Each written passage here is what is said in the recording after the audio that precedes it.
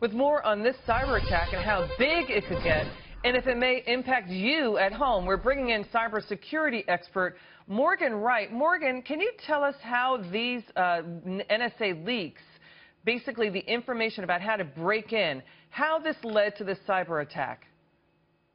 You bet, Liz. And apparently ransomware attacked all the vehicles out on the Beltway stuck in traffic. This is one of those things to where people want transparency. Well, they've got it now. And what you've got is these tools. Most of them come from what's called the tailored access operations part of the NSA. These things were designed for us to break into other countries' systems and very sophisticated intelligence systems. Now they're being used against an adversary in an adversarial way. These hospitals are not even beginning to be able to defend against this type of attack. The malware is the delivery. It's the bad stuff that's being delivered. But the mechanisms that the NSA has developed, these things are bypassing all of these security precautions that these hospitals thought they had in place. Who leaked this NSA code? Who did it? Was it WikiLeaks? It was the shadow broker. So originally what happened was, there was an investigation underway right now to find out who put this information out there. Was it intentional? Was it unintentional? This information was found on a server facing the internet. And these people, including the shadow brokers, were able to download all this information. They tried to auction it off to everybody at one time. They couldn't get that done, so they gave a lot of this information out.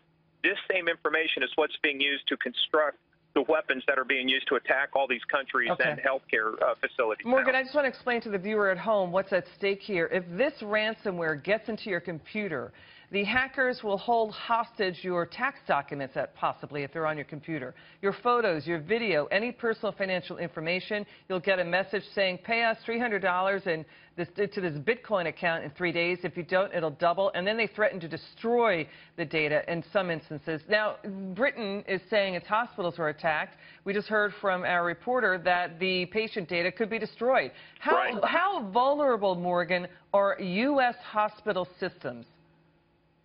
Liz, I'm actually in the process of doing a bunch of national keynotes right now across the United States to hospital and healthcare associations.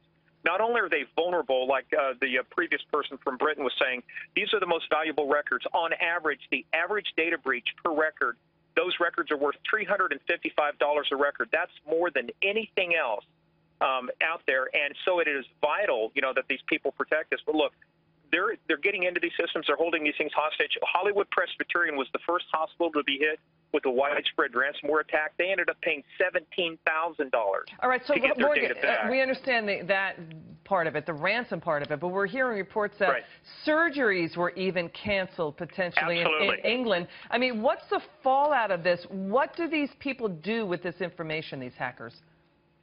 Well, it's not so much what they do, it's what they extort out of you. They don't really want the information as much as they want the money. And the fact that this threat is transitioning now from the IT environment into the clinical environment in hospitals to where we can now take over MRI machines, infusion pumps. I know of specific cases actually happened in the Commonwealth of Virginia to where medical devices inside the operating room were touched by ransomware and held hostage. That's an entirely different. Now patient outcomes are in danger because they're holding the machine hostage. They don't want the information. They want the money.